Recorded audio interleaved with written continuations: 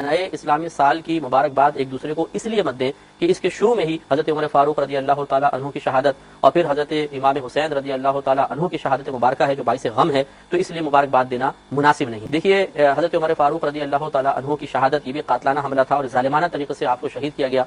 और हमारे सरों के ताज हजरत इमाम हुसैन रदी अल्लाह ताला अन्हु के साथ जो यजीदियों ने अल्लाह ताला उनको बर्बाद करे, हलाक करे, कि जो उन्होंने आपके साथ सलूक किया, यकीनन उस पर हर मुसलमान दिल में गम महसूस करता है कि जिनके कदमों की बरकत से, जिनके नाना जान के कदमों की बरकत से हमें तमाम नेमतें मिली हैं, उनके नवासे के साथ ये मामला किया गया और इतना जालिमाना सलूक बिल्कुल बाइस रंजो गम है और दिल में रंज महसूस होना चाहिए। लेकिन इसके बावजूद शहादत हमारे लिए बाइस गम नहीं है। ये एक मोमिन के लिए फख्र की बात है। हजरत उमर फारूक की शहादत और फिर इमाम हुसैन की जो इमाम शहीदों के इमाम कहलाते हैं, इमाम शुहदा कहलाते हैं, उनकी शहादत हमारे लिए कोई बाइस अफसोस नहीं है, बल्कि उनकी शहादत, सिर्फ शहादत को अगर देखा जाए तो हमारे लिए फख्र की बात है। लिहाजा मुबारकबाद देने में शरन कोई हर्ज नहीं है और उसका और शहादत का आपस में कोई टकराव नहीं है। इनका कोई ऐसा ताल्लुक नहीं है कि शहादत की बिना पर मुबारकबाद देना ममनू करार पाए।